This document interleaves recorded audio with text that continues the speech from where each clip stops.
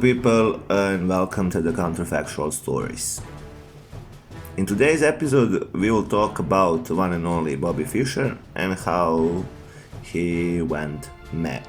Before we start, don't forget to subscribe to our channel. Bobby Fischer had one of the greatest minds of the world of chess had ever seen. That's the fact. Only one thing could keep him from holding onto the title of world champion. Himself. In 1972, the US seemed to have found an unlikely weapon in its Cold War struggle against Soviet Russia, a twin chess champion named Bobby Fischer. Though he would be celebrated for decades to come as a chess champ, Bobby Fischer later died in relative obscurity following a descent into mental instability. But in 1972, he was at the center of the world stage. The USSR had dominated the chess world champions since 1948. It saw its unbroken record as proof of the Soviet Union's intellectual superiority over the West. But in 1972, Fischer would unset the USSR greatest chess master, reigning world chess champion Boris Spassky. Some say there has been never a chess player as great as Bobby Fischer. To this day, his games are scrutinized and studied. He has been linked to a computer with no noticeable weaknesses, or as one Russian grandmaster described him, as an Achille without an Achille feet. Despite his legendary status in the annals of chess history, Fischer expressed an erratic and disturbing inner life. It seemed as if Bobby Fischer's mind was every bit as fragile as it was brilliant.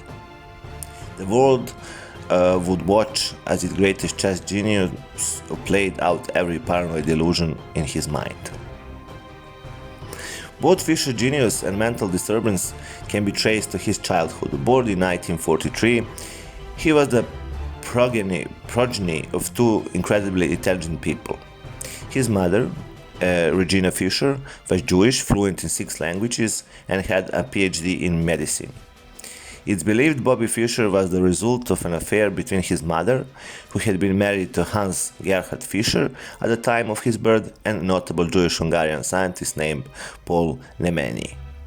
Nemeny wrote a major textbook on mechanics and for a time even worked with Albert Einstein's son, Hans Albert Einstein, in his hydrology lab at the University of Iowa. Pustan's then husband, Hans Gerhard Fischer, was listed on Bobby Fischer's birth certificate, even though he would be denied entry into the United States on account of the German citizenship. It's believed that while he was away during this time, Pustan and Nemeny likely conceived Bobby Fischer. While Nemeny was brilliant, he also had mental health issues. According to Fischer's biographer, Dr. Joseph Ponterotto, there is also some correlation between the neurological functioning and creative genius and in mental illness. It's not a direct correlation or a cause and effect, but some of the same neurotransmitters are involved. Pustan and Fischer became estranged in 1945. Pustan was forced to raise both her newborn son and her daughter, Joan Fischer, alone. Bobby Fischer's filial dysfunction did not hamper his love for chess. While growing up in Brooklyn, Fischer started to play the game by 6. His natural ability and unshakable focus eventually brought him to his first tournament. At just 9, he was a regular in New York's chess club by 11. His life was chess. Fischer was determined to become a world chess champion, as his childhood friend Alan Kaufman described him. Bobby was a chess sponge. He would walk into a room where there were chess players, and he had swap around and have a look for any chess books or magazines, and he would sit down and he would just follow them one after another, and he had memorized everything. Bobby Fischer quickly dominated US chess. By the age of 13, he became the US junior chess champion and played against the best chess players in the United States in the US Open Chess Championship that same year. It was his stunning game against international master Donald Byrne that first marked Fischer as one of the greats.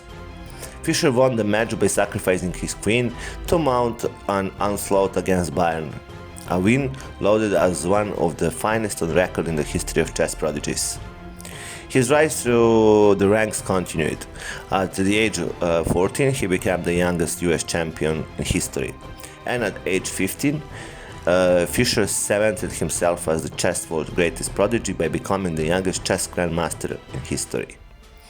Bobby Fischer was the best America had to offer, and now he would have to go up against the best other countries had to offer, especially the grandmasters of USSR.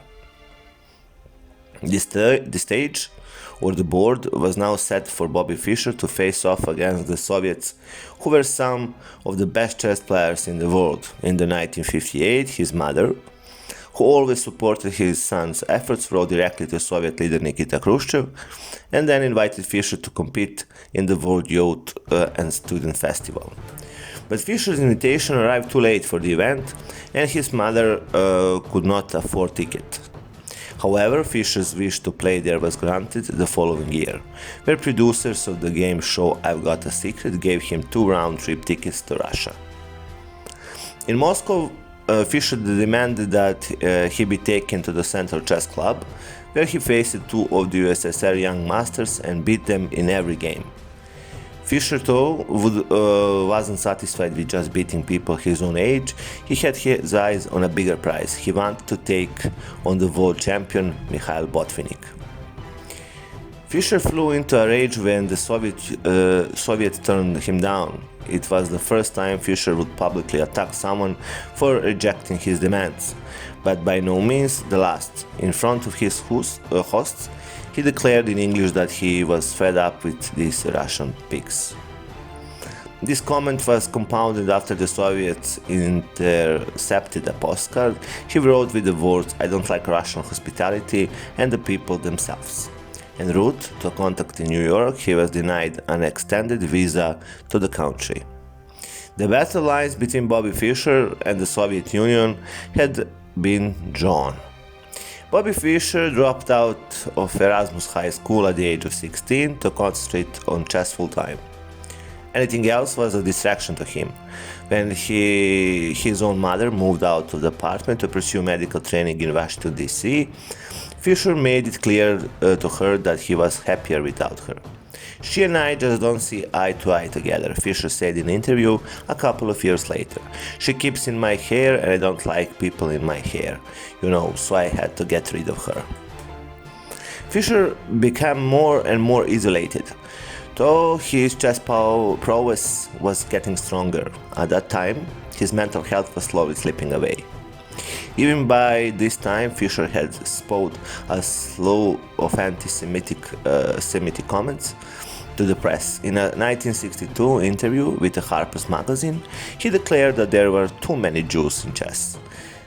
They seem to have taken away the class of the game, he continued. They don't seem to dress so nicely, That's what I don't like. He added that women should not be allowed in chess clubs, and when they were, the club devolved into a madhouse. They're all weak, all women. They're stupid compared to men, Fischer told the interviewer. They shouldn't play chess, They're like beginners. They lost every single game against a man. There isn't a woman player in the world I can give knight thoughts and still beat. Fischer was 19 at the time of the interview. From the 1957 to 1967, Fischer won 8 US championships and in the process earned the only perfect score in the history of tournament, 11-0 during the 1963-64 year. But as his success increased, so too did his ego and his distaste for the Russians and Jews. Perhaps the former is understandable. He was a teenager receiving high price from the master of his trade. A Russian grandmaster, Alexander Koto, himself prized Fischer's skill, saying, "Faultless endgame technique at the age of 19 is something rare." But in 1962, Bobby Fischer wrote an article for Sports Illustrated entitled "The Russians Have Fixed World Chess." In it, he accused 3 Soviet grandmasters of agreeing to draw their games against each other before a tournament, an accusation that, while controversial then, is now generally believed to be correct. Fischer was consequently set on revenge. 8 years later, he trounced one of the Soviet grandmasters, Tigran Petrosyan, and other Soviet players at the USSR versus the rest of the world tournament of 1970. Then, within a few weeks, Fischer did it again at the unofficial World Championship of Lighting Chess in Herceg-Novi, Yugoslavia.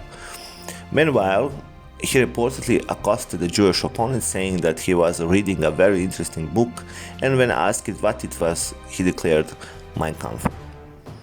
Over the next year, Bobby Fischer annihilated his foreign competition, including Soviet Grandmaster Mark Taimanov, who was confident he would beat Fischer after studying a Russian dossier compiled on Fischer's chess strategy.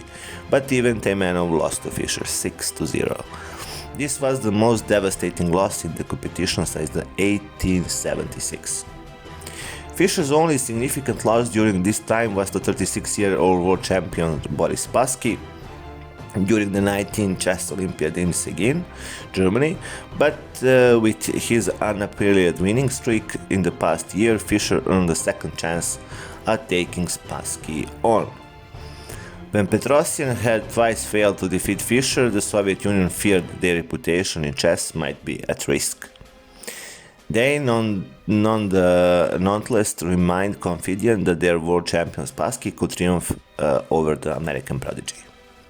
This game of chess between Spassky and Fischer had come to represent the Cold War between the countries.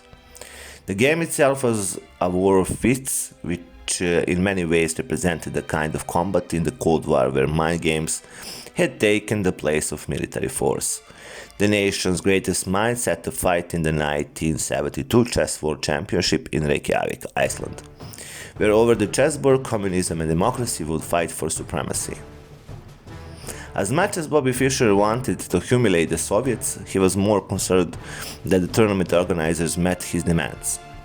It wasn't until the prize pot was raised to $250,000, nowadays that would be 1.4 million, which was the biggest prize ever offered to that point, and a call from the Henry Kissinger to convince Fischer to take part in the competition. On top of this, Fischer demanded the first row of chairs at the competition be removed, that he receive a new chessboard, and that the organizers change the venue's lighting. The organizers gave him everything he asked for. The first game commenced on July 11, 1972, but Fischer was off to a bumpy start. A bad move left him with bishop trapped and Spassky won. Fischer blamed the cameras. He believed he could hear them and that broke his concentration. But the organizers refused to remove the cameras, and in protest Fischer didn't show up for a second game. Spassky now led Fischer 2-0. Bobby Fischer stood his ground. He refused to play on unless the cameras were removed. He also wanted the game moved from the tournament hall to a small room at the back normally used for table tennis. Finally, the tournament organizers gave into Fischer's demands. From game 3 onward, Fischer dominated Spassky and ultimately won 6.5 out of his next 8 games. It was such an incredible tournament that the Soviets began to wonder if the CIA was poisoning Spassky. Samples of the orange juice were analyzed, the chairs and the lights were checked, and they every measured all kinds of beams and rays that could get into the room. Spassky did regain some control in game 11, but it was the last game Fischer would lose. Drawing the next 7 games, finally during their 21st match, Spassky conceded to Fischer. Bobby Fischer won for the first time in 24 years. Someone had managed to beat the Soviet Union in a World Chess Championship.